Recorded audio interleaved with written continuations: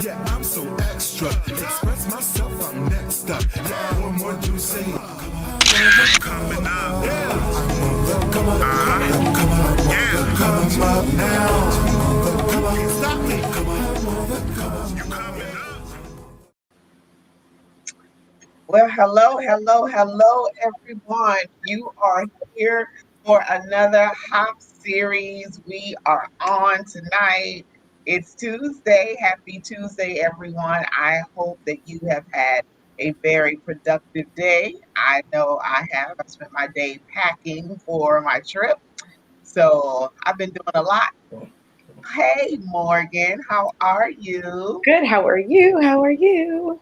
Fantastic. I couldn't be better. Couldn't be better. If I was, I'd be floating on a cloud, and clearly I'm grounded. Clearly I'm grounded. I feel you. Hello, Ebony. How are you? How are you? Hey, Ebony, so glad to have you on here. Hey, Corey, that's right. We need you guys to tag and share and let everyone know that we are on for another power pack, information filled, fun time on House of Peach. We have an amazing guest on this evening, and our topic is postpartum depression, motherhood, and the kitchen sink. Mm, all of that and then some. And so we are going to talk about all of that because we are about women's empowerment and we are here to push you, to motivate you, to encourage you. And we try to bring on entrepreneurs who are doing phenomenal things, mothers, everything you can think of to give us little nuggets that will help us in our lives. And we are ready for tonight. However, before we get started, so we have, I believe, on the 31st, is that next week? Yeah, we have our, is that next week that we have He Said, She Said? Is it the end of the month? Yeah, it totally is the end of the month. It is that. Yes. It is It is that. rolling. Like, I'm moving at the end of this month. We're actually in a couple of days. So that's why, like, my whole, Everything is all just yes. discombobulated. Like, what day is it? Oh, hey, I've been Yeah, there it is the more end than of the once. month. Like, it's what? Oh, yeah. Well, okay then. Yay for you moving into a new place. That's always fun. And I mean that very sarcastically because I hate moving, I hate packing, I hate all of that. If one day I'm going to be able to have movers come in and say, just pack it up and here's the new address, put it on the truck and just go. And That's what my then girlfriend just told me. She was just like, I will never, she said, after having a moving company one time, she said, I will never, ever move myself again. I've had movers twice. The first time was when I moved from Georgia to Ohio, and I was living with my parents at the time, and they came and packed up my stuff and some of my mom's stuff and drove it up to Ohio. And I just remember because she had this clock that would tick so loudly, and the box. I'm like hearing this ticking, like, what is this ticking? And I would open the box, like, oh, my mom was like, you stole my clock. I'm like, no, the movers did that. So yeah, she's like, let me come in here and see what else you took. No, I didn't take the stuff. The movers did that. So hey, mom, sorry about your clock. That clock served me well. I will say that. But yeah, so about the he said, she said, we already have people on the panel for that, but we want men and women because we're going to talk about relationships and everything that's involved with that from the female and the male perspective because we have our own thoughts of how we feel men think and do, and they're like, no, that's not it. That's not how I do it. So they're going to share with us how they actually do it and what they're actually thinking and feeling so we can get some kind of understanding there a little bit. We're going to meet in the middle somewhere. So if you are interested in being on the panel, do reach out to Morgan or myself, inbox us and let us know, and we would be happy to have you on. Y'all know how we've been doing it since January, very laid back, informal, fun, funny, no judgment zone here. We just want to have a good time and we want to empower some people. That's what we want to do. That's what it's all about. So I know I need information, and I'm sure there's some men that have some questions that they might have not been comfortable enough to ask. So this isn't going to be male bashing nor female bashing. We just here to have grown up conversations, and there is no topic off limits. There you go. Preface it with that. So hi, Jackie. Glad that you're on. Y'all, please also on the screen, you will see the QR code. I want you to pull your phone out and get your cameras out and scan that QR code and subscribe to House of Peach. That way, you will be informed when we go live and about events and everything else we have going on. You don't want to miss what House of Peach is doing. Hey, Corey. I don't know if I said hey to Corey, but hey, Corey, if I did, hey again. So also too, if you know female entrepreneurs that we haven't already interviewed because our list is very long and it's getting longer, then make sure that you have them to inbox either Morgan or myself. I know peers put a post on Facebook and our inbox is lit up like Christmas. Like my phone was just like ding, ding, ding, ding. I'm like, oh my God. So yeah, so if you know female entrepreneurs that we would love to interview them on our show. All right, Corey, I just wanted to make sure. So we want to interview them. So inbox us, have them to reach out, give them how we do things. How the shows are on both of our pages, so you can recap what we've done before to kind of get a feel. I've actually had people say, "Okay, I need a list of the questions."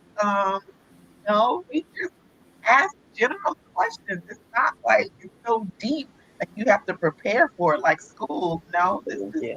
a general conversation. That's it. So, Exactly. Like you would just randomly be, meeting some people or sitting, at a bar or in a coffee house. right, right, And, someone asks you your opinion on something and, the person next to you chimes in and it becomes a whole thing. yeah. So, One yeah. question leads to the other. That makes it natural. We don't want this Yeah. to be scripted. We want it to be natural and fun. So while you're answering a question, it something may pique my interest, and I ask another question, and then we just go on from there. And the next thing you know, we know all about you, except your blood type. That's about it. Right. Yeah. But I'm sure to for those donating purposes, we might need to know that, but not on here. Nah. Yeah. Not here. I promise you I'm okay. I haven't been smoking anything. I'm cool. It's just You that can have one. a life and just like I said, it's that glow. It's that, Oh my God. Oh my goodness. And it's glow. hot as Glow. fire here in Texas. It was like 95 degrees today. I'm like, Jesus, what is going on? And Yeah, it was over 80 years. I usually put the thing in the windshield to kind of block out the sun and the heat, and I forgot to do it. And I went to pick Ariel up from school, and I was like, "Oh my God, it's so hot here!" So I've got to make sure I stay on top of that. But other than that, I'm not complaining because I could be knee deep in snow right now, so I'm happy. Yeah, I was Okay, gonna say, you're Toto, you're not in Kansas anymore.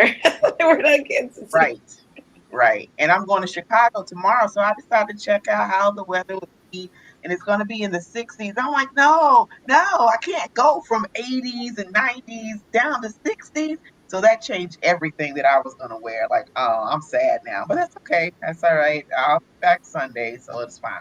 So I'm not going to complain. Hey, as long as it doesn't snow or anything crazy happens and my flight gets delayed coming back, then I'm cool. Now, if that happens, then I'm annoyed for real. Yeah, exactly. And we definitely don't need any snow. Uh, Close to June. no, don't need that at all. Not at But all. today Yes. we have the beautiful Danielle Davenport here, who's going to talk to us about everything. Now, usually the way we do it is we have our guests backstage while me and Morgan kind of chop it up a little bit. But Danielle, you get to get all of that in today, which is fine. It's fun. You get to see how crazy we are, how we can be at different times. But since we already have you on here, but I still want Morgan to kind of, because you two know each other, I still want her to kind of give a little intro and then we'll get into having our conversation with you. Okay. All right. Well, I actually met Danielle in high school. I was a freshman, and I believe she was I believe a junior, maybe. I want to say, yeah, like I think she Sophomore. Don't make me older. really. I don't, Watch that. really listen because we had classes together too, and I wasn't sure. I was like, and remember that algebra class we had like three. There were seniors, there were sophomores. At that, listen, I was just fresh meat. Okay, Just one I year. didn't know Just who one was year. what. Just 1 year. It was exactly. It was one. Yeah, It was 1 don't year. do that. Just 1 year. Okay, so yes, 1 year between us, and it was just 1 year that I was like that I was at the school. But yes, so I said we had a couple of classes together. But Danielle was such like a sweet spirit. I really, really, really liked her and took on to her. And even after I left the school, went to other school, we still remained friends. And then over the years have as well. And life happens, we grow up, we get married, all these other kind of things. Danielle now, lives in Georgia. I'm still up this way. Yes. And We're in Georgia. I'm gonna interrupt you for a minute because you said the magic word. Where in Georgia are you? I'm up in Cherokee County. Okay, I'm from Valdosta, way south. Oh yeah, you down there. Way, yeah. Okay, sorry, I had to just throw that in there. Georgia. You're totally good. You're good.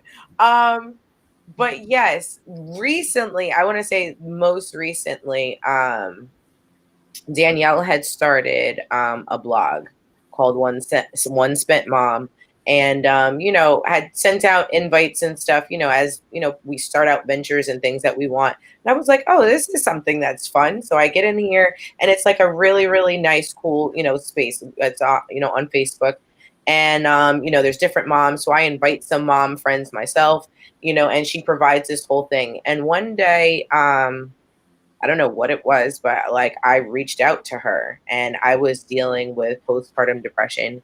And I come now to say, and I've said to her a couple of times, I was like, she was like a postpartum doula for me.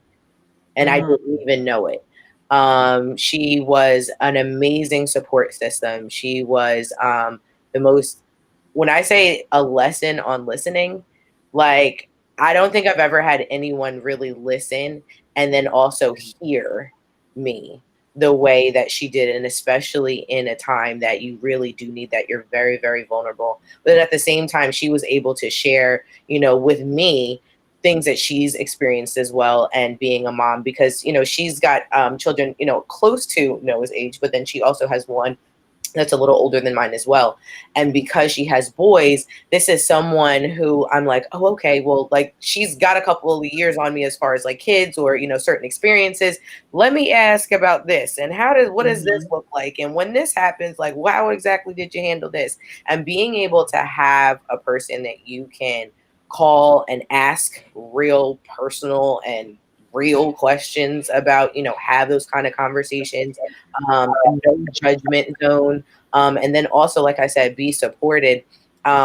Is just a gem of a person. And so I wanted to be able to, bring on, my friend, my sister, like I said, everything in between, because she is just super, super special to me.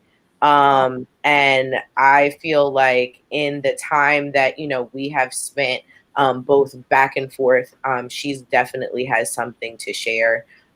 She has a sweet spirit that I feel like people really need to be able to see, and to really just get a chance to experience Danielle in an element, and in certain places that she's trying to create a space for moms. Awesome. Well, Awesome. that, Yeah. We had one more person come in. Hey, Catherine. So glad that you're here. Please share this out so others can be on. Hey, Danielle. So happy to have you on here. Thank you. I'm happy to be here. Hi, Corey. I saw your name pop up. And Morgan, you are so sweet. Thank you. No problem. You just look on your face like, wow. She's like, I didn't know I had done all that. Thank you. Thank you. Absolutely. Thank you. I gotta Thank you. add that to I'm an emotional doula. I gotta add that. Yes, most definitely. And most definitely, like when I said postpartum, when we were talking, about, Danielle had said something about, thinking about being a doula. I'm like, girl, that is most definitely your calling. Like I said, Mm, the way that she supported me, and especially like postpartum, that's that fourth trimester. That's the thing that we live with for the rest of our lives. And scientifically, as far as our body, it actually is up to 7 years. So if you have wow. a 7-year-old, you're just ending your actual postpartum period. If you have any children underneath that, you're still in that. Yeah, child, So I got an everything-year-old. yeah, Wow. That's amazing. Okay. So explain that to me. That's interesting that 7 years of being in that. It takes our bodies that long. So it's more than just the physical, it's the mental and emotional aspect, I'm gonna yeah, assume, from that absolutely. for Absolutely. 7 With years. every That's single wow. baby, your body, your mind, your blood, everything changes. Oh yeah, Everything I changes. definitely jacked. My body's definitely jacked. I can tell you that. Amen. Every Amen. child did something different. My first child, I thought that nothing could be worse than that pregnancy that I had. I'm like nothing. And then my second and third child were okay. And then Ariel, oh my God, Ariel almost took me out. And I'm like, what's really going on? So yeah, I can understand. It took me a while to bounce back from that. And I still to this day, now that I think about it, I still have some issues. And she's 8. Like, Yep, yep. whoa. Exactly. Yeah, absolutely. Absolutely. Mm, So, like I said, the calling is definitely there. Um because there's also like I said, a spirit of service, but then it's a support and understanding, the empathy, and these are things that can't be taught. right. These are things that are just honestly who you are. And like I said, for her to do it naturally, I was like, girl, might as well just put postpartum doula on your resume already, and go through a training for certification purposes. But Right. I was like, you got the sauce, okay? Well, I mean, I really didn't. I guess for me, the reason I won't say it came naturally, but I struggled with postpartum with all three of my kids. And so with my oldest, I didn't know what it was. I just thought I was going crazy. Like I Mm, knew something wasn't right. And I had no patience for anyone. I was irritable. I was short tempered. I never had like, when you think of postpartum, you think of I want to hurt myself or hurt my baby, or like those are the questions that you get from your doctor. I didn't have any of that. I was not right. I didn't feel right emotionally. I felt sad. Like I said, I was irritable all the time. I had no patience for mainly adults. I was mm, overwhelmed. I was exhausted because I had a newborn. I wasn't sleeping. Um, and so all those things that happened, my body was going crazy. I was trying to nurse, but I was failing at that. mm, Like I said, all the things. And I was having to go back to work. And so I was dealing with the emotions behind that. But I didn't know what was wrong with me. I couldn't mm. put a voice behind it. And then I constantly had people coming in because everybody wants to see the baby, and I was sitting back in the corner drowning. Like I don't want all these people in my face and in my house, and but I didn't know how to verbalize that. So when I had baby number two, I finally had to say I can't do this the way I did the first one. And I told that to my husband, and he's like, "Well, why didn't you tell me before?" I'm like, I didn't know how to tell you before." Mm, And what made me figure out that something was really wrong is I went to the grocery store and I was standing in front of rice and I just started sobbing. Like I was mm, staring at the rice sobbing, and I was like, what the heck is wrong with me? mm. And so I had to communicate something is not right. And when I did that, it was like a weight was lifted. Wow. And my husband was a great support system for me. And so once he did that, it was like, yeah, I still had the issue, but I didn't feel by myself in it anymore. Mm, And so then I was like, you know what? I think other women probably need help with this. And so I wanted to start writing. And I've always been pretty good at writing, but I felt like I needed to put it out toward other people. And so I told my husband, I think I want to start a blog because I feel like other women probably deal with the same thing and they might not have the support that I have. And so I want to start a blog to help other moms. And so he's like, go for it. And so that's when One Spent Mom came about. And I Wow. just started writing my feelings about the conundrum of motherhood, the guilt that you feel if you're a working mom, if you have to go back to work and leave your kids in daycare, the guilt that you feel about you love being around your kids, but you want a break because sometimes it gets to be overwhelming. You love being with your baby. And at that time, I only had two. And I loved like when I would come home from work and I'd have my older one and I have my baby, but I would be exhausted from being at work all day. And I didn't want somebody on me all the time. I mean, those are the things that you deal with, the real feelings about being a mom. But you know what? Nobody tells you that's totally normal and it's okay to feel that way. Mm-hmm. It's Right. okay to sometimes say, I don't like my kid right now. That's okay. You don't always have to like your kids. And I wanted to make a safe space for moms to feel that and say, you're not crazy. What you feel, what you're feeling is totally normal. And it's okay to say that you feel that way. You know, now that I think back to my last to Ariel, and she's 8, I remember one night for some reason she would not go to sleep. It was in the middle of the night. I was already tired. She was probably, I don't know, a month or two old. And I remember walking downstairs and I was with her and I was so angry because I was tired and I wanted to get some sleep and she's crying and I tried to feed her and I was nursing her really well, but it was like it was something and I just remember that anger just holding her like, "Oh my God, will you just be quiet and go to sleep? I just need some sleep." So I probably was having those issues because I remember just bawling at different points and thinking, "Oh, my hormones are out of whack. They'll get, normalized after a while." And that might have not really been the case. So I think at identifying that early and getting the help. But one thing key that you said that stuck out to me was having that support system. And you did have that with your husband. And we don't know what he was thinking after you told him how you were feeling when he said, "Well, why didn't you tell me before?" You didn't know how, but the fact that he said, "Okay, we're going to handle this now," and was supportive, that's great because not many people have that. And then I think about moms who end up just never recovering from that, and it's not a good thing. So you have the blog.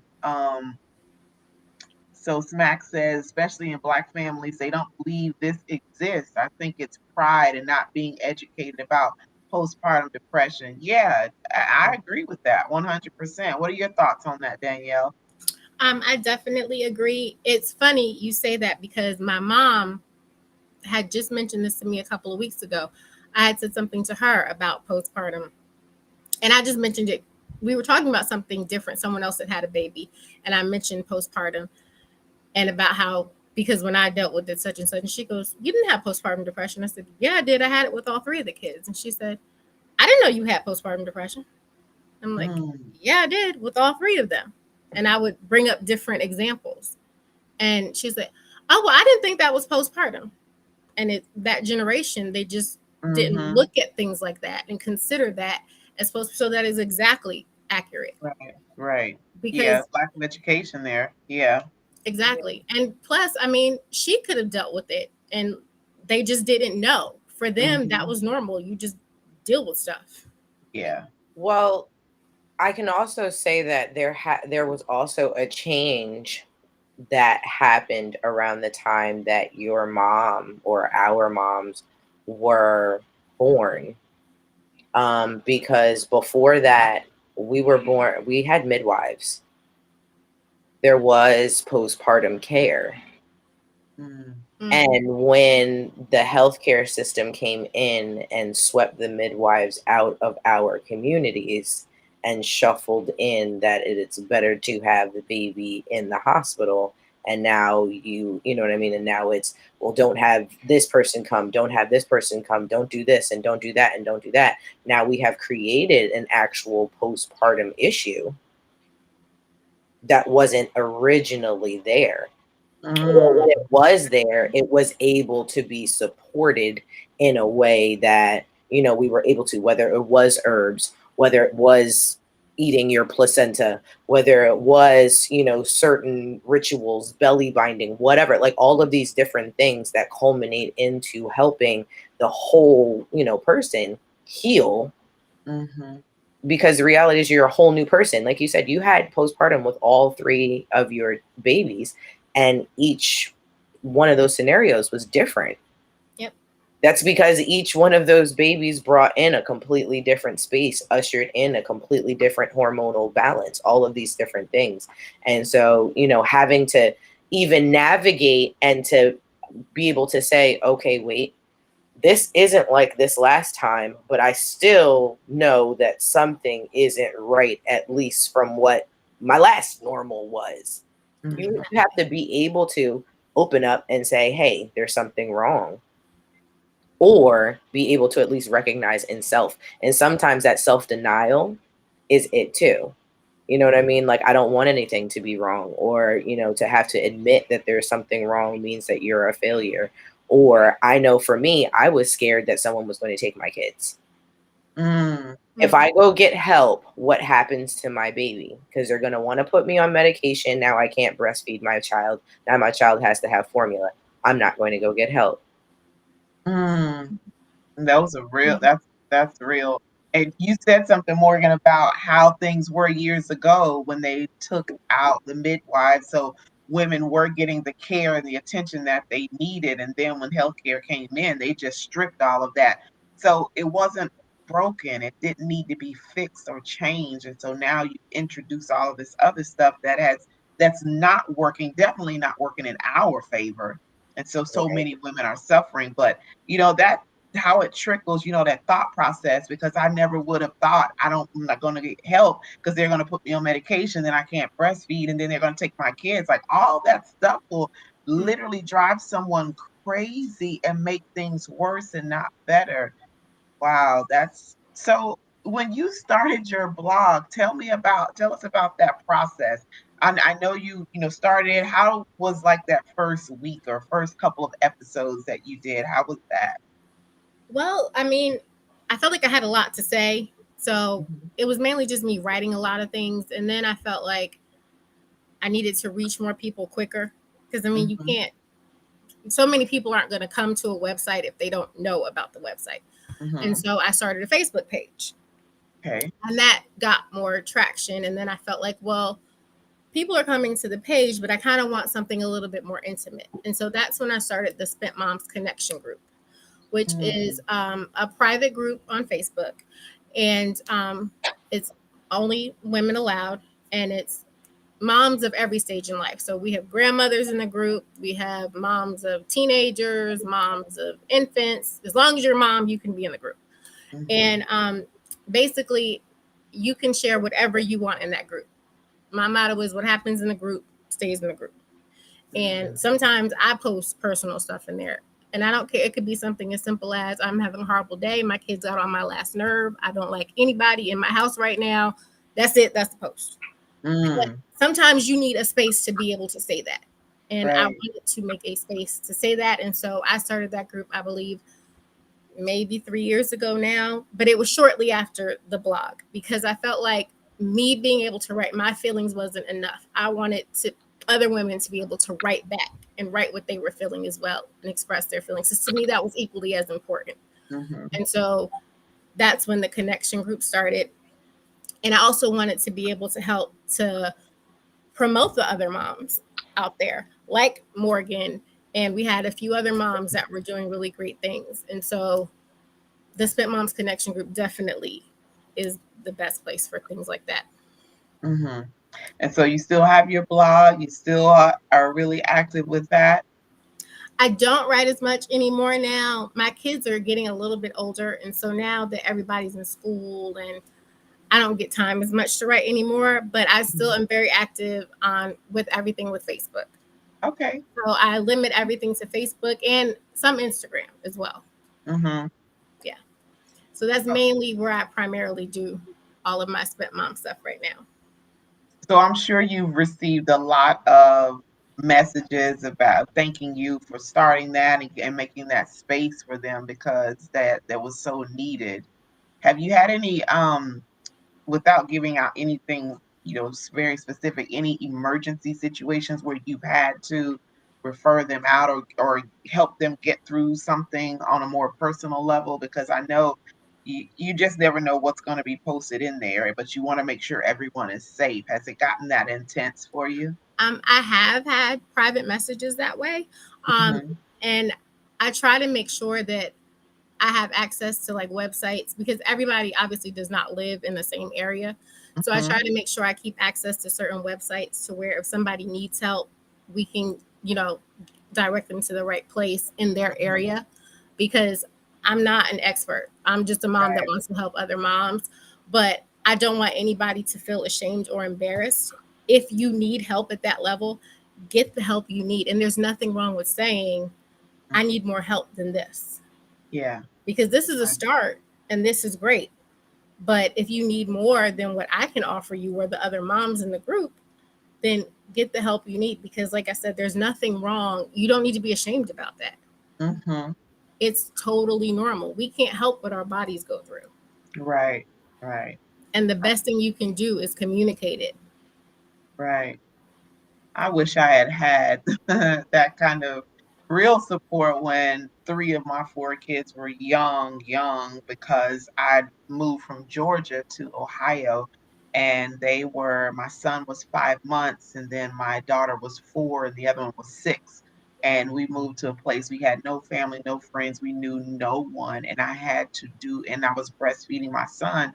I had to do everything myself, every single thing. And I just remember, and I'm not, ashamed to say it. I just remember one day because I would have to drive across a bridge back and forth to from work to where we lived. It was about 40 minutes from my job, and it was over the Ohio River. And I just remember a couple times, like, you know what, I should just drive straight off this bridge into the water because I was so tired and so overwhelmed with everything, with doing the girls' hair and pumping and breastfeeding and getting up at 4 in the morning. And, on the weekends, I needed to rest, but I wanted to do things with them so they wouldn't stay cooped up in the house. It was just so many things. And I remember just being totally mentally spent and not having anybody that I really could get the support. So I applaud you for doing that because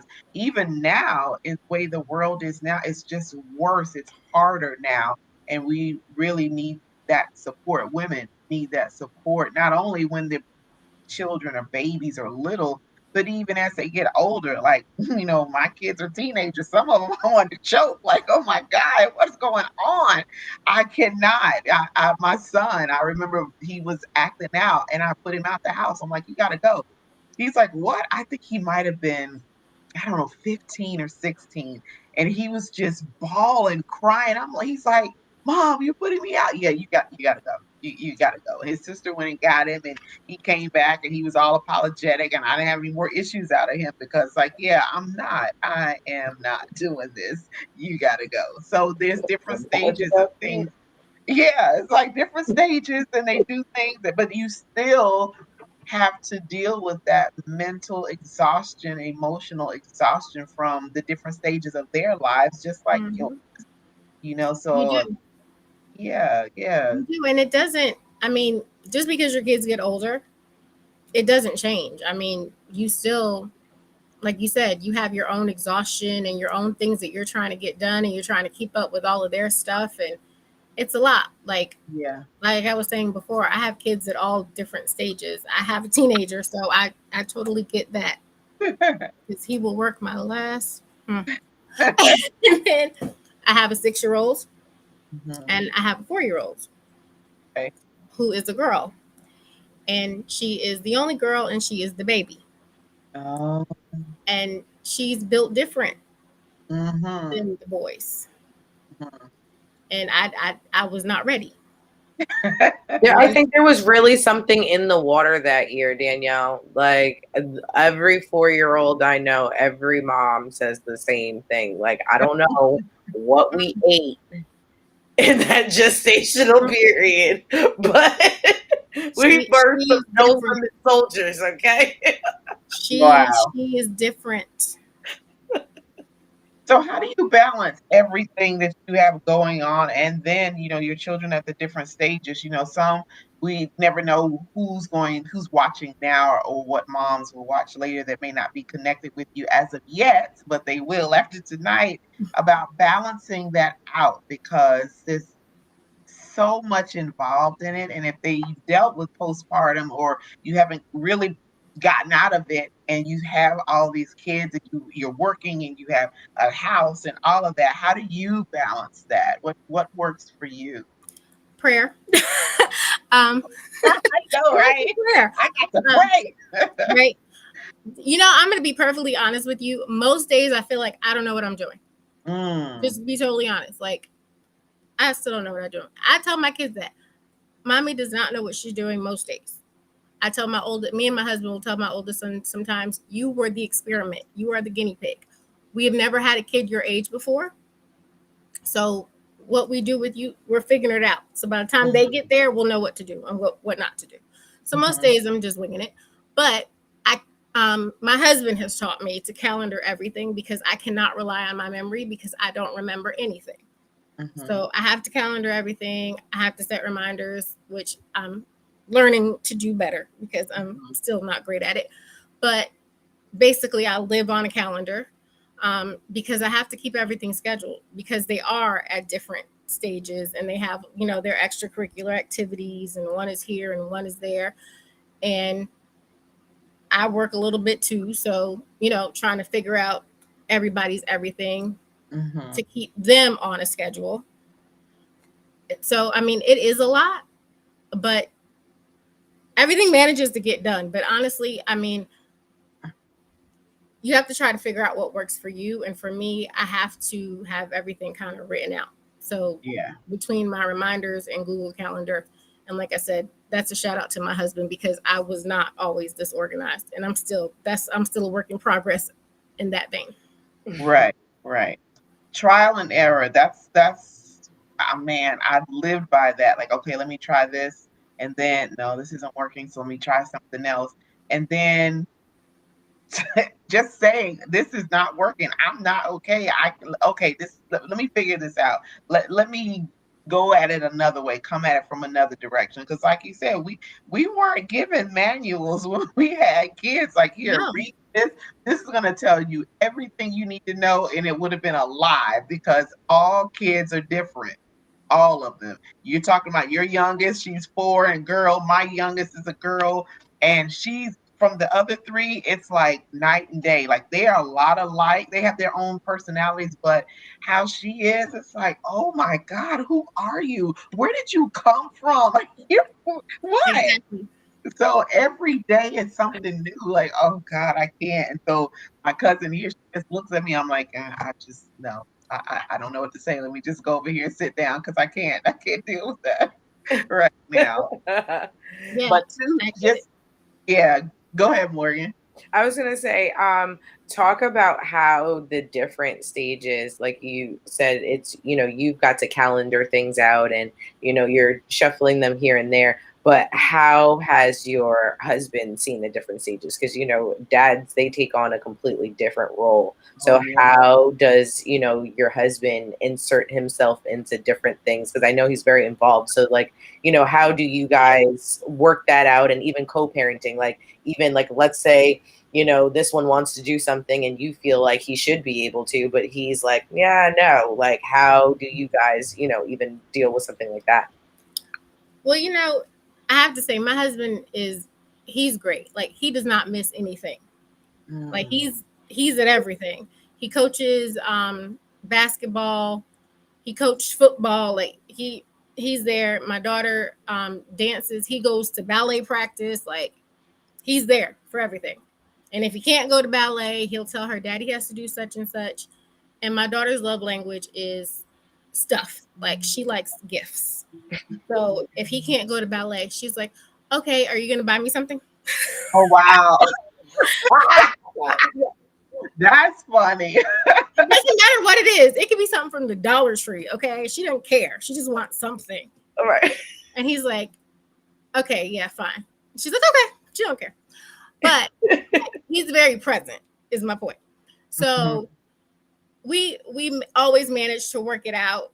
Whereas, God forbid, I can't or he can't. One of us is always there for everything. So we pretty much juggle the calendar pretty well. Again, he coaches, so sporting events, he's always got that. He's actually at practice with my oldest right now, but he's very hands-on as far as parenting, especially with the boys. So usually when it comes to stuff with them, especially my teenager, I always say, ask your dad. Like when it comes to his stuff, and especially now that he's older, go ask your dad, go talk to your dad about it. With my daughter, it's different. You know, she's a girl. So, of course, you know, it's usually mommy. And depending on what it is, a lot of times I'll hear him say, go talk to your mom. Or my son will come and say, Dad told me to talk to you. Or I'll hear him in the background go, what did your mama just say? So depending on what it is, he'll defer them to me. But usually, like I said, with my older son, I'll send him to his dad because usually it's stuff that he needs to talk to him about anyway. Yeah. Usually guys at this age. So I'm like, no, you talk to that one. Talk to me about it. Talk to Dad. Go over there. Go see your father. Well, shout out to your husband and his hands on with the kids. That is amazing. Hey, Laura, so happy that you're on here. Share this with someone. You said something, and Morgan, it just sparked another topic for me, for us. You were talking about the love languages of kids, and that can be so helpful. And I see how it can tie in because my brain's always flipping here and turning, but I can see how that can tie in to even help with motherhood if we know those love languages of our kids. Because your daughter, clearly she likes, gifts. So that's hers, but everybody's different. And then maybe that'll I'm not saying it's going to 100% alleviate the pressure and the stress, but it may help a little bit because I know this one in here, she is a clingy mama. So she likes, but she loves gifts too. So every time we go in the store, it's like, Mom, can I get something? No, every single time. So that is important. But I don't want to take away from your husband. And shout out to him and all the dads and partners that are active in the children's lives and helping out. Shout out to you. Yes, absolutely. Absolutely. Yeah. Our host says, she said, lived and first time experiences are the best. Are they really? I think they're a little on the scary side, but probably because you have a template to go by, I guess. Absolutely. I was like, really, the fear of things. I feel you, Danielle. I feel like I'm winging it every day. And you're right. I walk around and I tell the kids all the day, every day, like, I really don't know what I'm doing. Like, bear with me. I'm still learning. My oldest, I'm like, listen, I went to therapy today so that now I can tell you what I just learned. Okay. Like, we're literally dealing with the same thing right now, buddy. Like, so here, listen up. So we're going to go through this together. We're going to deal with this together. Let's talk it out.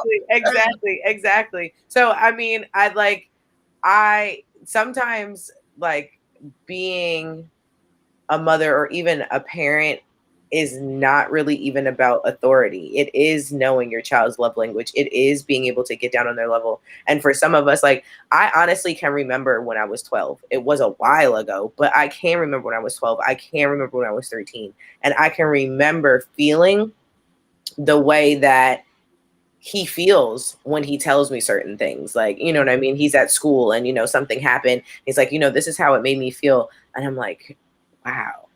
It's almost sometimes like looking in the mirror.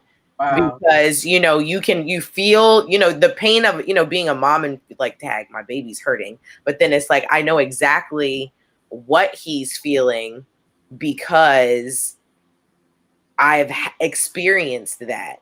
You know what I mean? How do you navigate, I guess empathizing and being there for your children, but then at the same time, keeping that boundary, sometimes, because like my son, sometimes I have to remind him, I'm like, listen, we're cool, but we're not that cool. Like, you don't get to take that tone with me. So fix it. Like, you still can catch these hands. Like, right? All day.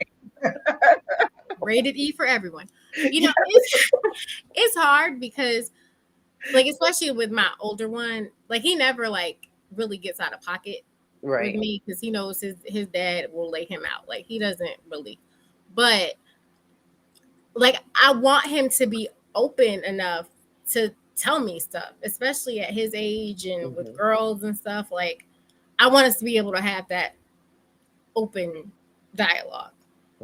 And so he'll mention certain girls or certain things about girls, and if I don't think that she's an appropriate female, I will tell him with certain words. And he'll be like, Mom.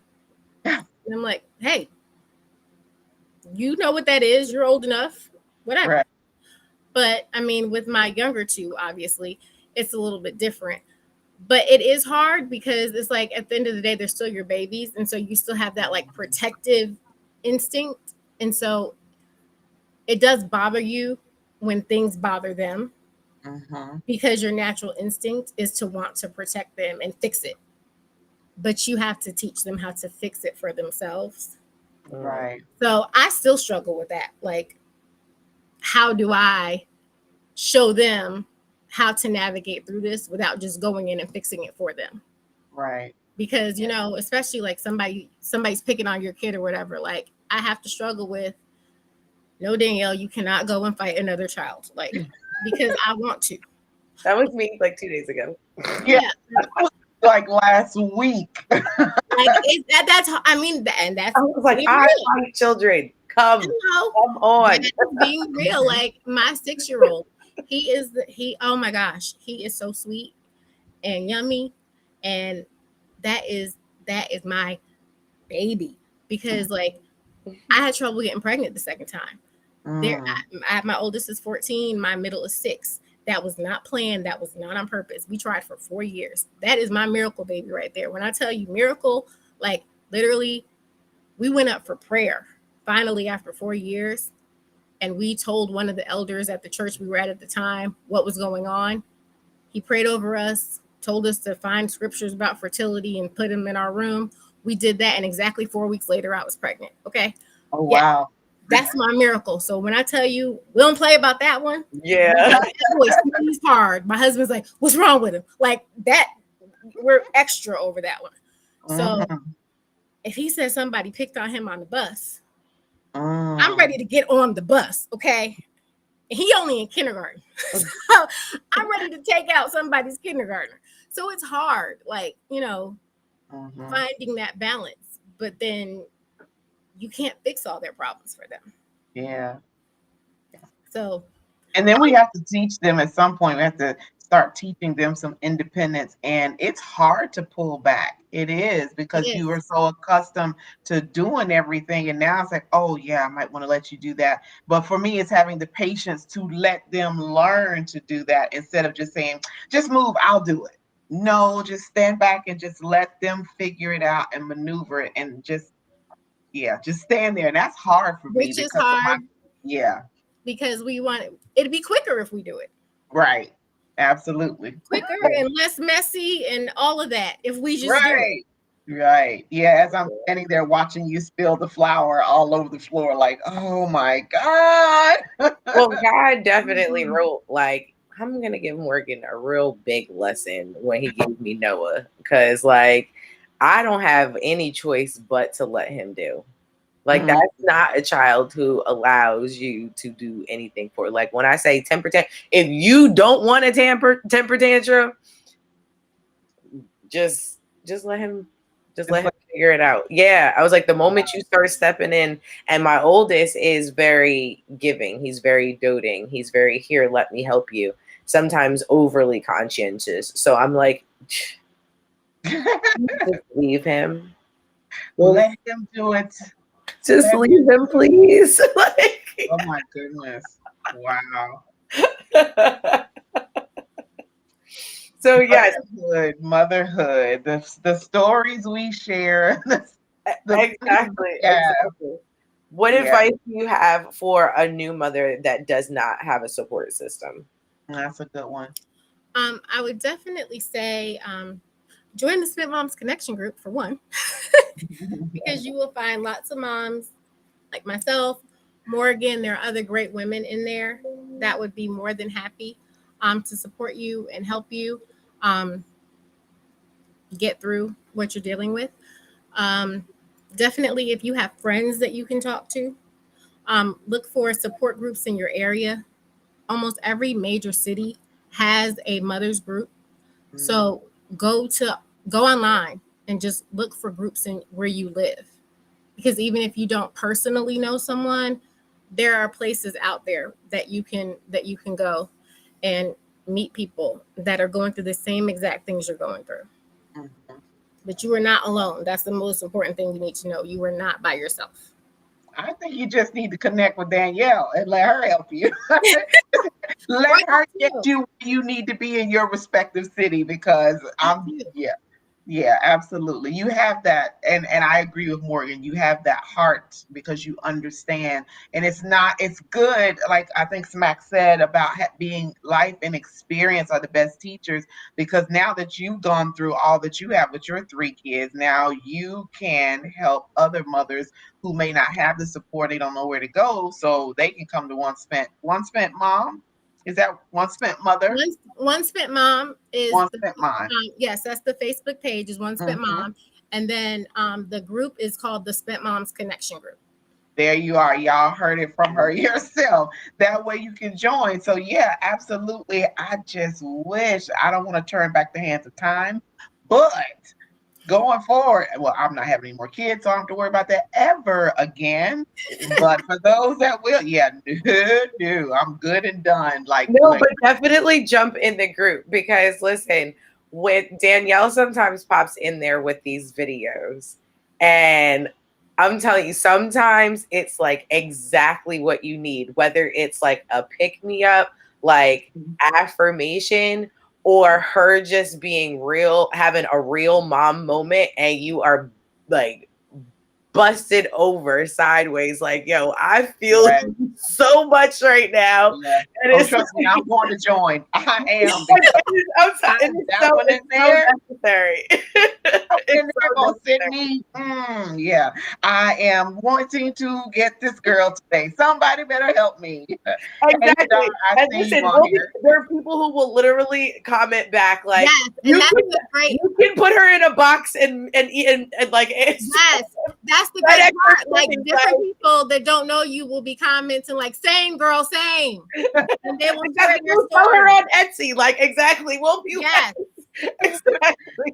I'm gonna put a nice picture up and say 8-year-old for rent. Who wants her? I'm renting her out. That's my girl from Arizona. She said, mothering is hard. Single mothering is a whole nother whole mother beast. I think she meant another. Support group is an absolute must. Yes. And I was a single parent with my kids, so I completely get it. Completely. So having that support is absolutely 100% necessary. Oh Lord, we lost Danielle. What happened? Then her computer died. That happens to Dr. V all the time. She'll just, her phone will die, computer will die. It's like, oh, so we're like mid conversation and gone, just done. I'm surprised that hasn't actually happened to us, because if you ask any of like my closest friends, that definitely happens all the time. So Hey, I'm sitting here now with mine plugged up because yeah, I know that I'm always plugged in when we do this here. I don't have a chance that. So for you moms on there, whether you're single or married, this motherhood thing is real. It never ends. My kids are 20, 23. Caleb be 24 in next week. 21, 17, and 8. And it just never, it's just a different stage and different things that they deal with, but it's still, yeah, it's still all there. But it's so I am appreciative of what Danielle is doing, what she has done these past few years. And I hope that someone shares this with a mom, or a mom sees it and joins the Facebook group and then the other support connections and get the help that you need. You don't have to go through it by yourself. You do not, because believe it or not, there's at least one other mom that's going through the same thing. So the QR code is on the screen. Scan it with your phone and subscribe to the House of Peach. That way you can stay abreast of when we are on live, which is every Tuesday at 7:15, right on this platform where you are, and all the other things is popping up on there. We're everywhere. We are everywhere. We're like, oh, I don't know.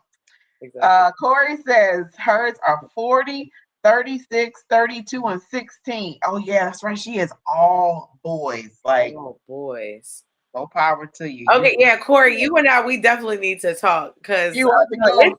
it is so hard in this all boy land. You know what I mean? It is rough at times. And I feel you said, when you say, like, what happens if you don't like them and they're grown and they're adults? Well, listen, as an adult child myself, I can say that, sometimes that's just what happens. And, I feel like it's part of the circle of life. Because I know sometimes I don't like my adult ones. Like, yeah, I'm not liking you right now. I don't feel like talking. Yeah. But you're still always going to be there for them. You just may not like some of the decisions that they make. Exactly. But at the end of the day, we're still mom. And we always have that pulling and tugging. I know for me, that pulling and tugging in my heart, even though I'm upset with you. Okay, what's wrong? All right, let me put that to the side. We'll burn those phone lines up. Exactly. Yeah, Danielle Davenport on. Maybe she'll get back on before soon if she gets plugged up. Talking about postpartum. There she is. Is she back? We lost power. I don't know why. Oh no. But We it's thought back. your laptop died. I'm back. Can you see her? I can see you guys, but I can't see myself. Okay. Well, we're just gonna talk to you like this. I can't see you. Why are you so sad? Like, I don't want to look at a black screen. If you could poke your lip out. Oh my God. I'm extra. You already know me, Morgan. I don't even know why you asked. Like, why you look like that? This is me. This is who I am. Come on. This is what I do. I'm animated. I'm extra. You know what? This is where Ariel gets it from. I was going to say, you know what? That is my daughter. She is so dramatic. Oh, really? Yeah. Yes. Shar says adulting and mothering at the same time. You women are phenomenal. Don't even know how you found the time. Well, yes, sometimes you just kind of get in that predicament and you just got to roll with it. You said that was a word right there. I don't know that I'm adulting. In it, so roll with it. You don't know what, Danielle? I don't know that I'm adulting. I'm mothering. I don't know that I'm adulting. My daughter. All right, well, listen, I'm supposed to be planning a trip to Georgia, so I will make sure that I make a pit stop just so we can adult, okay? Without any kids. Yeah, I'm not coming to Georgia with the kids. So ooh, oh my goodness. Make sure you make it back home, okay? Or Noah's gonna hunt you down. He's gonna sneak you out. I know she went to Georgia. Just get me across the state line. I'll find her. He will find you. Exactly. And he'll be like, I know where she's at. She's at the aquarium. Like, he's like, oh, he's gonna find you. He's gonna find me. Absolutely.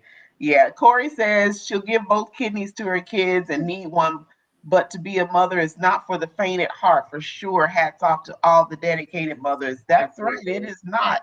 It requires 100% dedication because we do a lot. Now we have support. Some of us have support. Well, some have had support from husbands or partners or whomever that's there 100% and really supporting them. And that's great. But at the end of the day, that baby, when you bring them home, relies on you 100%. And we then, as they grow, there's more and more and more, but they're still coming for mama regardless. They're still Yeah. coming for mama. And we have to just be there and do what's necessary. It's a lot. It is a lot to be a mom. And then I did it 4 times. Like, what was I thinking?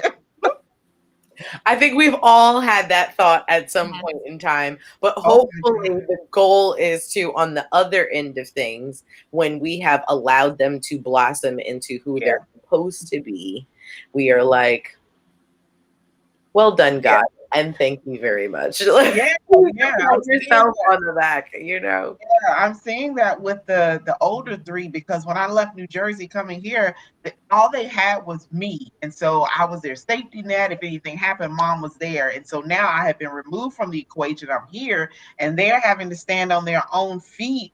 And I'm seeing what I deposited into them.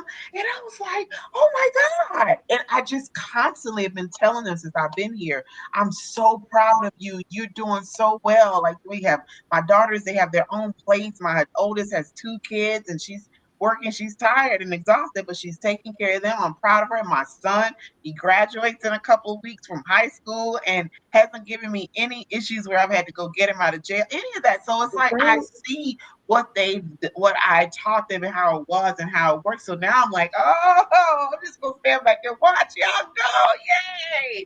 That's how I am. And then there's Ariel. I bumped my head when I had her, evidently, because I still got a long way to go with that one. So but it's all right. I love her just the same. She's a sweetheart. You're a Jersey girl too? Huh? You're a Jersey girl too? I lived there for 4 years. I'm a Georgia girl, but I lived in Jersey. I just left there at the end of March. Okay. Yeah. Mm-hmm. Yes. Yeah, she's originally from Jersey. Yeah. I'm a Georgia girl at heart, but yeah, I've lived a lot of places, just a lot. But Okay. See, I'm a Jersey girl at heart, but okay, all right. So Shar says, let me go back. Corey says, right, she breastfed all of her kids, got plenty of love, but the milk is gone.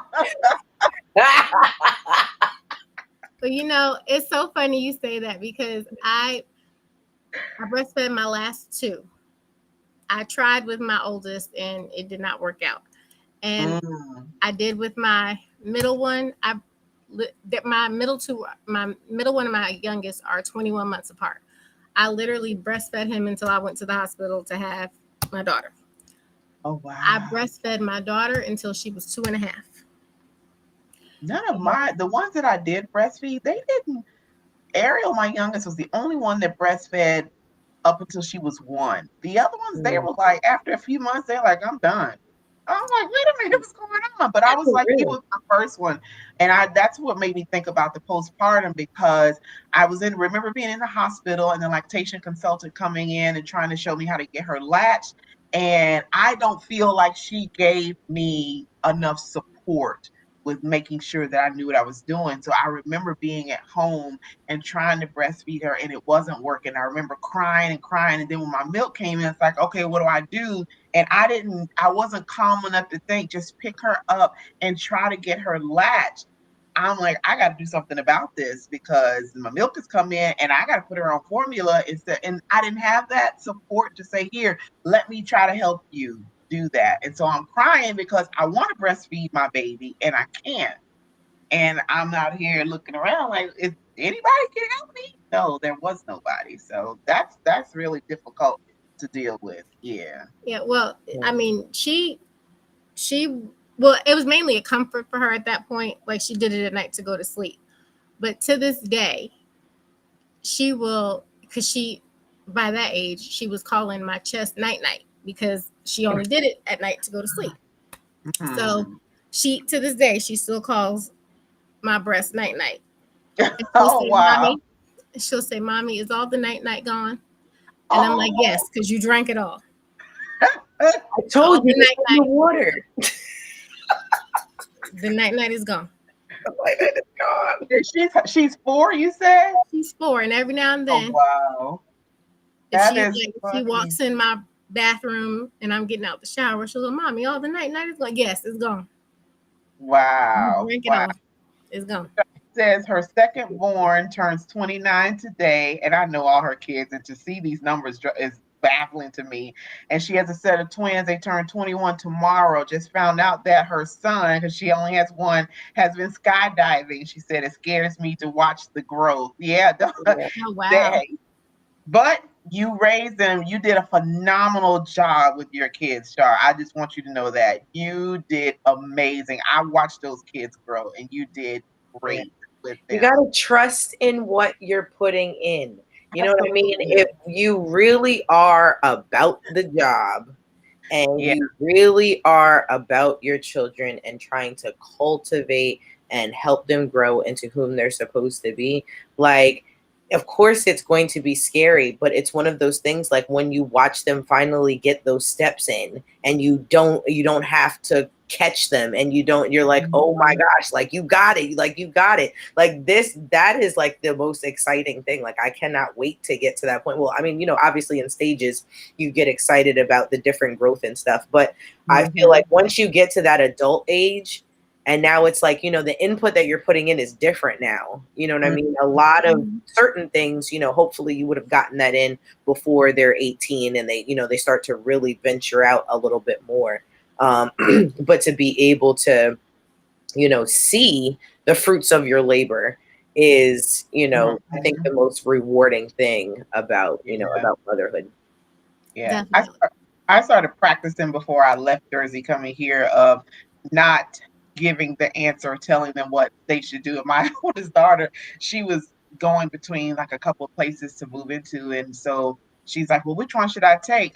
No, that's your decision. I said, why don't you just make a list of the pros and cons of both? And then you make the decision because you're the one that's going to live there, not me. And I want you happy with where you are and not saying, well, mom, you told me to move here. This is wrong and this is wrong. Mom's not doing that. And she's like, well, why would you just tell me where to move? Because you're an adult and I got to back up and let you do it and trust what you have. I've taught you all these years of being with me. You see how I maneuver. We've lived a lot of places. So you know what I look for. You know how I like for us to live. If that's what you like, then you'd go for that. And so she chose well. So yeah, it was hard. Oh my God. Like you say, trusting their process and trusting what you put in them. That's yeah. You want to just step in and say, okay, oh, I gotta back up. All right, I'm gonna stay here and let you do that. Yeah. That's Danielle. You're gonna, as they grow, you're going to see. You're going to see, and I don't know. You might say, "Oh, go do your thing. I got it. Go ahead. Yeah, handle that. I'm good. I'm over here. You need me? Call me. Just go. Yeah, do that." But it was hard for me. It was. No, I'm sure it will be difficult because I mean, even certain things now, it's hard, letting go of the reins and watching them do their own thing. I mean, even with he's about to be in first grade because school here ends on Thursday. But like when he started kindergarten, his teacher pretty much told us they need to be able to open their own juice boxes. They need to be able to, like, she laid out all the things that they had to be able to do. She said, because I am their teacher, I am not their mother. I am not going to do for them here at school what you do for them at home. So you need to stop doing those things so that they can figure out how to do it for themselves when they're here. So I had to stop doing things for him that I always did. And he would ask me, well, mommy, I can't figure out how to get this in. And I'm like, you have to, because I'm not at school with you. You got to figure it out. And so I had to sit there and watch him struggle until he got it. And eventually he got it, and then it's no problem. But I mean, that's hard. And how was that for you? Because I know you wanted to really step in, and how did you keep yourself from doing that to allow him to get to that point? It was really hard, but I understood her point. It wasn't out of malice. And I think when you know someone's coming out of a place of love, it's easier to do that. And like I said, I understood her point. She is one person to a bunch of kids. And so she can't sit there and open everybody's everything because she's not going to get anything done all day. And so at some point, they do have to be able to function on their own to a certain point. So, I mean, I had to let him. I showed him how to do certain things, and then he had to be able to mimic it. And so that was the best way he was going to get it. And I had to sit there and watch him until he got it. So, like I said, it was difficult, but because I knew where she was coming from and that it wasn't because she just didn't care and that she was just lazy and didn't want to do it, I got it. Yeah. Yeah, it's like me watching my daughter learn how to tie her shoestrings, and I'm like, "Come on, we gotta go," and she's like really going with. I'm like, "Oh my God!" And I remember a couple of times saying, "Just let me do it," and then I had to stop myself and just say, "April, you're just gonna have to let her do it." And eventually she did, but just that, since where I'm so accustomed to jumping in and doing stuff, that was hard. So Yeah. I can imagine. Well, I was going to also say too, like sometimes, especially as they get older, we add to that element of overwhelm because we can allow them to do it, but we don't because we're either trying to make sure it's perfect or trying to make it a certain way. And like you just need to let them do and figure it out, because once they do it, now you know what they're capable of, and now you can walk away and go do something else while they're doing that, and at least that's one less thing that's on your plate to do.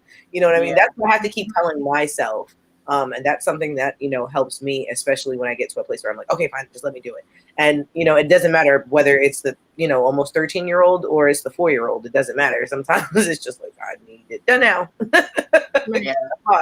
And but it's also building character, because at the end of the day, I had heard something about talking about telling your children, that you're proud of them.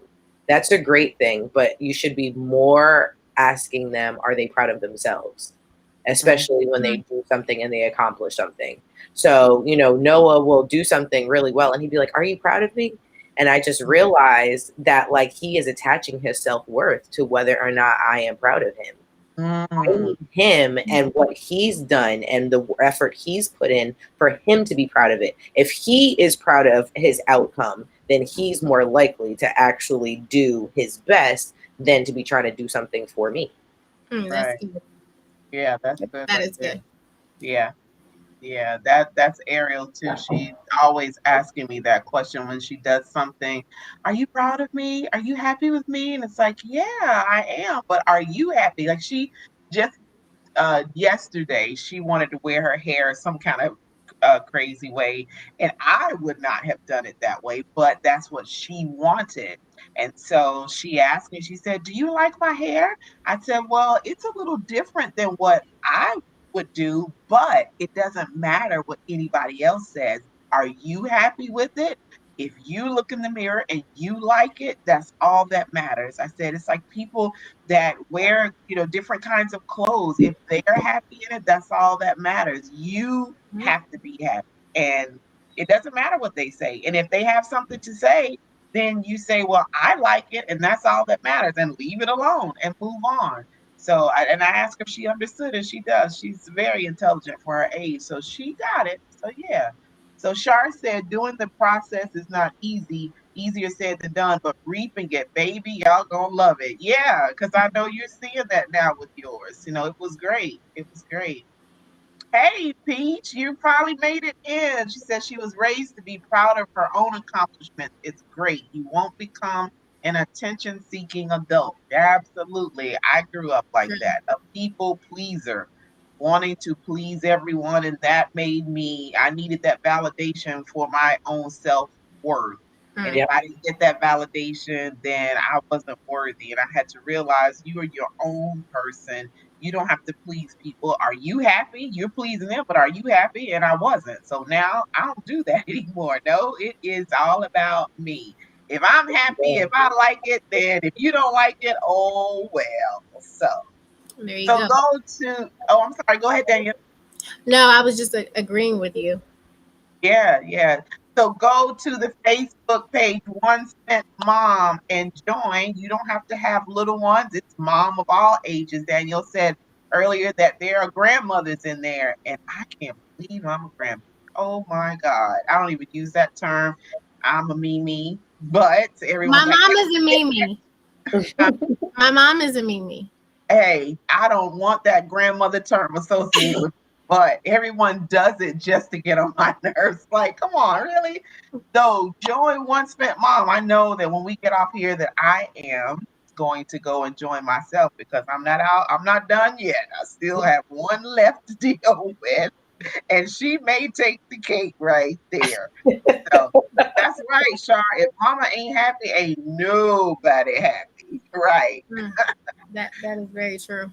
So we want to thank you so much for coming on and sharing about your how you started your blog. That was great for you to do and being a postpartum doula.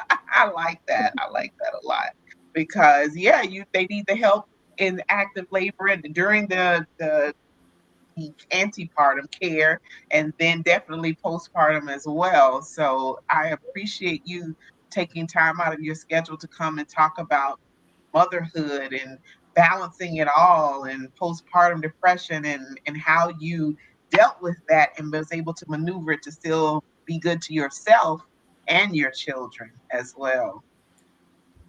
Well, thank you guys for having me. I'm sorry that my camera is no longer with us. I don't know why. It gave up the ghost. Clearly it did. That's okay. That's all right. We got to see your beautiful face for a while before it just blanked out. So we still got a chance to see you. Thank you to everyone.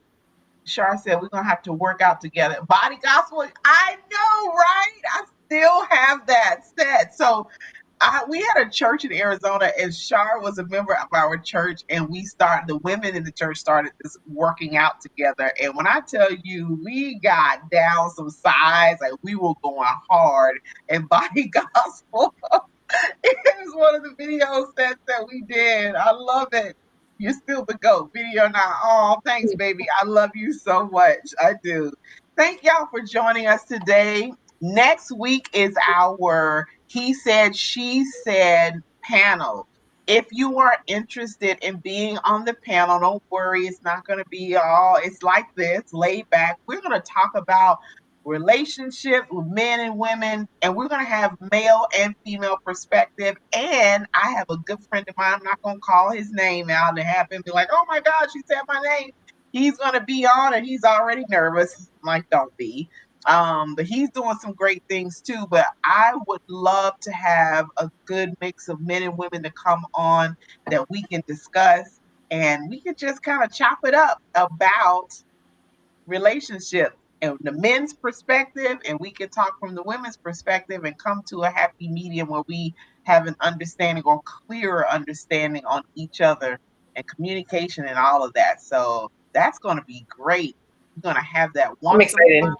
I am too. It's going to be great. But we're going to have you and I have our little powwow.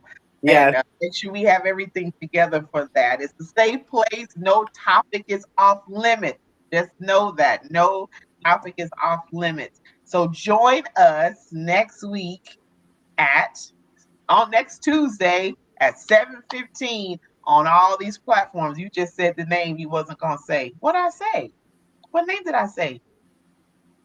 She's just trying to get you to say You it. didn't say the name. She's trying to set you up. Exactly. She's just trying to set you up. She's trying Exactly. to set you You up. know what? You know what? It be your own people sometimes. Corey slick. Trying to Corey's set extra you slick. up. Exactly, Peach. Yes. Break your wine. Exactly. Right. Break your wine. Be ready for it. I did. Exactly. I'm gonna run the video back. I did not say his name. Look, I'm about to add this to my calendar. I'm coming back for this one. That's gonna be good. Yeah. Exactly. You can listen while you on the sidelines cheering the kids on. Right, right. Absolutely, absolutely. Oh, my mommy is on here. Hey, mom. She's like, Hi, Mom. late. It's okay. It's all right. Just go back and watch it. My mom has a wealth of wisdom and knowledge. We already had her on the show, and she's like filled with stuff. So, anyway, not to belabor the time, Morgan, you have some last minute closing remarks. Look, even Sharks. Let's be in church. Any final remarks from the pulpit? Nope. I will see you next week. Yes. Well, Yes. I'll see y'all next week. I will talk to you in a little bit. Oh yeah. Oh, you know that. So just so y'all know, me and Morgan, we talk frequently. We chop it up all the time. So that's Exactly. This be my sister friend, okay? okay. All right. Everybody's like, hey, mama, queen of knowledge. Hey, Miss Green, the queen. Hey, you know what? Y'all love my mama. She's great. No, she's great. All right, y'all. So join us next week. If you know female entrepreneurs, those women that are doing phenomenal things in their lives, their community just overcame a lot. We want to interview them on the show. So have them to either inbox Morgan or inbox myself. Make sure you subscribe to the page. Share this information out so other women can join. We are all about empowering women, encouraging women, inspiring women to be better versions of themselves. So I want to be better tomorrow than I was today. There could be something on this show, and there have been plenty of things that we've had since January that have helped me personally. And we want to make sure we bring those ladies on to help you as well and just have a good time like we always do. So, Mom said, hello, everybody. She said she loved y'all. Now I'm getting a little salty because I saw your whole face change. Come on, April. why I gotta be this way? I was like, all right, I said I was gonna share. Mom says, hello, everybody. She Look, says, I'm gonna have a whole conversation with Ariel and be like, so oh next time, listen, she's gonna be like, see, Mom, this is where I get it from. That's gonna be her next. She's gonna be pinpoint little things. You'd be like, you wonder why I'm goofy? You do some stuff. This is where I get it from. And you know what I'm going to do when she does that? I'm just going to turn around and walk away because there's nothing that I can say. No. Just walk away.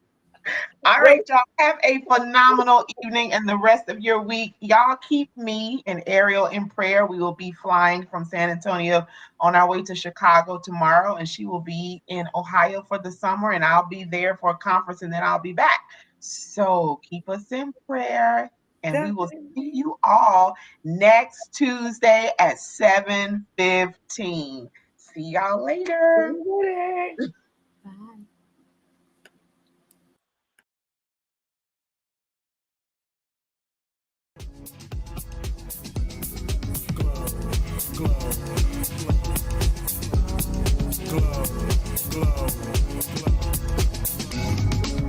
Yeah, I'm so extra. Express myself, I'm next up. Yeah, what more do you say? Coming up. Yeah. Come on. Yeah. Come up now.